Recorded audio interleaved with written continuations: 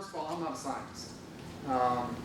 In fact, so I've been a programmer for CAPS for the past several years. I've programmed since I was in third grade, actually. And though I've been doing this kind of very technical and analytical thing, I actually spent a lot of my time working with people. Prior to coming to CAPS, I actually spent over 4 years working in a mental health hospital running a mental health unit. So I worked one-on-one with patients. So you want to talk about going to Walmart, go to mental health unit and try to communicate information. And you can start to see kind of the things I went through. And in that process, I became very interested in how can you communicate information to people that don't quite understand what you're saying. And the kind of complexities there. And that has kind of been brought over into CAPS and my work that I've been doing the past few years. So we live life in the data age. In the past 10 years, the amount of data in the world has doubled. I'm sorry, it's not doubled, it's increased over 10 times. Currently, there's 2,843 exabytes in the world. Now, that is a number with 20 zeros past it. We're generating data at a rate of 2.5 quintillion bytes per day. And I'm not a scientist, so let's talk about what that size actually looks like. That's 54.5 billion 32 gigabyte iPads per day being generated. Now, that's new information. That's information that has doubled in the last year. So there's tons and tons of information out there. In fact, if we were to put all the data in the world onto CDs, we have enough to fill 38 trillion CDs. Take the CDs, we stack them on the Earth, and we take them to the moon. We'd be able to stack CDs to the moon 12.5 times. It's a lot of information. We live in a tidal wave of information. There's so much being generated, so much numbers, so much information out there, data being generated. What do you do with it?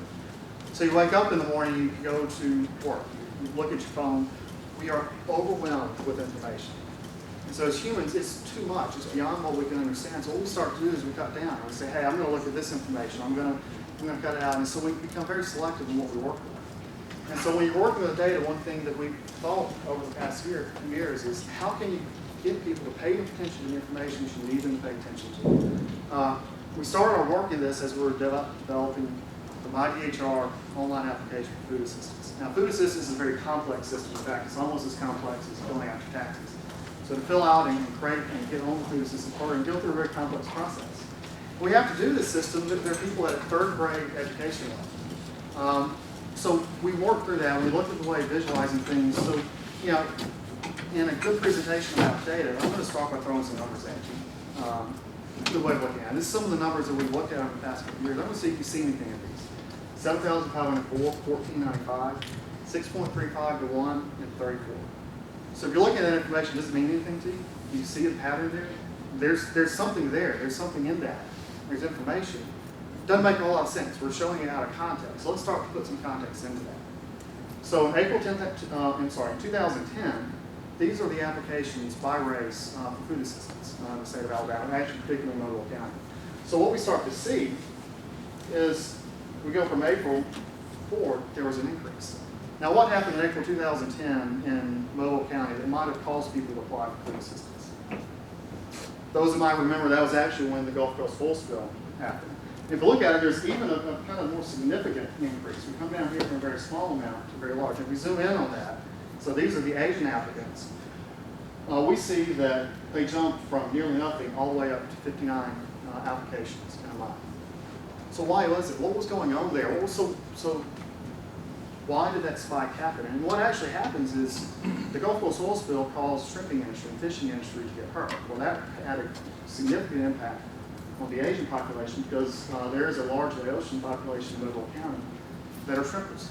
That's what they do. It's all of a sudden they were without their job. So let's look at the numbers that I talked about earlier. 7,504. That's the number of applications for food assistance in Mobile County in 2010. Of those 7,504, 1,495 are still on food assistance to this day. So these are people that applied and went on food assistance the first time in 2010. To this day, these are families that are still on food assistance within Mobile County alone. Of those, you're 6 times more likely to be an Asian family on food assistance and still on food assistance to stay than any other population in Mobile County. 6 times more likely. This is an impact of families. If you look at the number 34, 34 is the number of children that have been impacted by this. So to this day, there are 34 children in Mobile County whose families have been without a job for the past several years due to the Gulf Coast oil spill. These are kids that on a daily basis are affected by something that went on. Now these are numbers, and outside of context, without getting, you don't know what the impact is. Throw in a heat map, you still don't know what the impact is. You tell a story with the data, you start to understand what's going on. We start to put impact on it. So I'm going to get into a little bit of storytelling and how it affected me personally. So I want to tell a little bit of an embarrassing story on myself. And I grew up in the state of Alabama. I was one of those when James Spann would interrupt the TV show. I'd get upset because I didn't get to watch my TV show. This is the breakdown of warnings. So you might have seen this information before. I became numb to the warnings. You could tell me all day, hey, tornado's coming, tornado's coming. I never experienced that, so why pay attention to it? Even, James Spann gets on the air, it's time to batten hatches. But so in 2011, information, this reality started to get real for me. It started to impact my life very directly. Throughout the day, throughout even that week, we had tons and tons of information being poured out there that you guys were generating just to keep us safe. Yet I was looking at that, I didn't know to respond, I didn't know how to respond, didn't care. I mean, look at go, I don't see a effect of that. I see a Rorschach test actually is what I see. James Spann actually described it as a bucket of paint poured out there. It didn't have impact. The thing that actually impacted me, I did get my safe place on April 27, 2011. I did it because of Facebook. What I started seeing were people posting messages on the impact that happened in Coleman. And I saw pictures that were taken throughout the day, and that impacted me. Because of that, now I made a decision. I went and got my safe place. The safe place was not very safe. And actually, I still went throughout the day. So my posts on Facebook throughout the day started and looked like this. I'm a stand-up comedian on the side, at least I like to think so. And I'm making posts like, what batten hatches, all that. I'm not thinking it's going to impact me. Throughout the day, even as things, as I started to see the pictures, I still was fairly sarcastic. I did move. I did take the call to action. I did make a difference. I was in a safe place. But even when the wind blew my door open, I still didn't get the impact of what was coming. I saw the data. The thing that actually really started to make it real was when I was on the phone, my mom had called me, crying her eyes out, that she had seen the video of the tornado coming down. She started telling me where it was, and I'm getting a little freaked out. I'm like, well, that's me. So I'm getting on, trying to get on my laptop. I'm trying to get a picture of what's going on. The last thing I see on my laptop is a flash of the tornado. At that time, my house started shaking. I started hearing the most awful noise I've ever heard in my life. Get enough time to tell my mom I love her, and my phone cuts out. And thankfully, I survived. My house wasn't hurt. When I walked out of my house, this is the only post I can say. This is terrible. Less than 2 miles from the house, this was the picture that I saw. This is what happened less than 2 miles from the house. Thankfully, I responded. But it wasn't because of the data. It wasn't because of the alerts or the warnings. It was because I saw my friends on Facebook post pictures, tell stories. I responded because there was context around what was going on. And that caused me to move to action and make a difference. So what can we get to this? And through this, we have a couple of thoughts on how we can kind of use this information. Well, first of all, I like this quote. Some of my science friends don't agree with me, but storytelling is one of the most effective ways of getting information into the world today. You put it out there. In the last, so we talked about the 2,840 some odd exabytes of data that's in the world today. If you were to take every word, every spoken by every person in the world that has ever existed, it would only fill 5 of those exabytes. Humans communicate through telling stories. Now that is a very inefficient way of communicating. 5 exabytes versus 2,843 is nothing. But that's how we communicate. We've done it from the beginning of time. We gather around fires, we tell stories, we talk about things. And that has traditionally been how humans have called action. Now, we're scientific, we like to think of things, but there is a more poetic view of this, and I like this. The universe is made of stories, not of atoms. Stories are what make the world go round. That's how we as humans understand what's going on. And with the context around data, we get stories. And this is my favorite, is to hell with facts, we need stories. As we've thought through how we've worked with DHR, trying to build information, trying to get calls to action. How do you plan, how do you make policy decisions on who you're going to help with food assistance, who, what do you need to do with that? We want to tell stories. We want to put context to the numbers, and that's the kind of thing that would be very beneficial for weather. As you're looking at it, I want to know, okay, I see this data coming at me, I see these alerts coming, I see EF4, I see category, whatever. That doesn't mean a whole lot to me. You show me a picture of what an EF4 damage looks like, I'm going to do something. And you see even more specific, this is what this kind of tornado did in this area in the past. You start showing those kinds of pictures. Then I can begin to actually say, okay, well, if that's going to happen to me, I know from the stories that have been told, pictures that have been shown, I need to go do something. And I'm more apt to respond, and I'm not alone in that. So as we've been thinking through this, and my team has been working through these concepts, we apply these kind of core philosophies to the tools and technology that we're creating towards helping people understand what's going on in the data. First off is, and James Fan mentioned this earlier today, don't use one single radar source. And that along those lines, don't use a single source of data. You got to take in lots of information. There's tons of information in the world today. It's coming from all sorts of places. Some of it's very accurate, some of it's less than accurate. But we need to put it together and begin to create synthesis into what is going on by understanding all the different data that's out there. When you're creating these systems, we want systems that empower people. We don't want to replace them. I heard earlier today that you don't want systems, people don't want systems that tell you what's going on. They want to be able to explore. I've got several good friends that when bad weather's coming through, they pick up their smartphone and they're looking at the radar. They become the amateur meteorologists, and they're looking for the hiccoughs and all that. And like I said, I see a Rorschach test. It doesn't mean a whole lot to me.